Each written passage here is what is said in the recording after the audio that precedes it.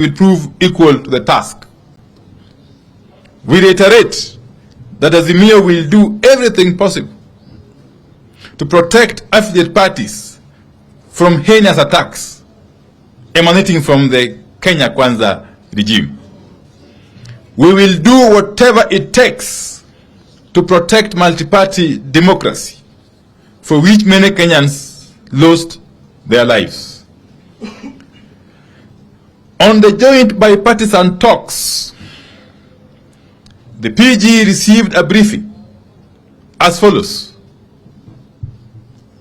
that Kenya Kwanza has offered that the joint co-chairs should write to the IEBC selection panel requesting them to halt the process for about 21 to 30 days.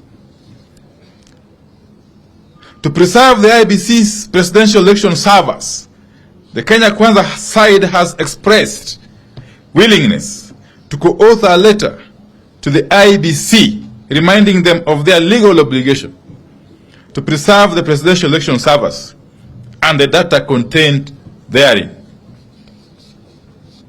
Kenya Kwanza has asked that the co-chairpersons meet to discuss and write the required letters so that the joint bipartisan talks can continue.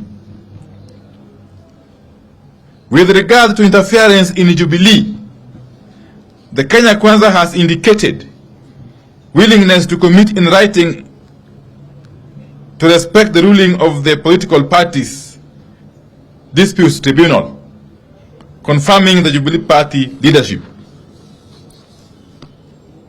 They have no offers on lowering of the cost of living because they are married to the finance bill, and we have a plan for the bill. The PG has noted the two concessions made by Kenya Kwanza.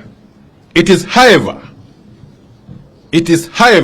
the view of the parliamentary group that those concessions are not good enough to allow us return to the talks.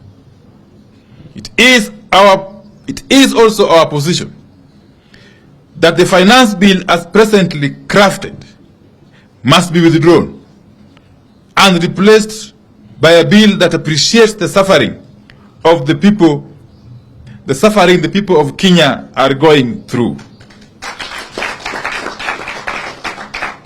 The bill must be withdrawn in totality and be reintroduced afresh in a manner that is sensitive to the plight of the poor Kenyans. Indeed, the Azimio MPs have resolved to sign a public pledge to oppose the bill, awaiting its withdrawal.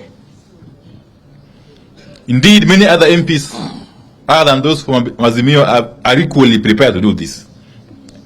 It is our resolution that, other than merely committing not to interfere in the affairs of other parties, Kenya Kwanza must agree that all Jubilee MPs, and indeed any other MPs who have defected to Kenya Kwanza, in essence, have to face by elections in line with the Constitution of Kenya. Until all these are agreed upon, the joint bipartisan talks remain suspended. Kenya Kwanza has up to midnight today to comply. Thank you very much. End of statement. We are not to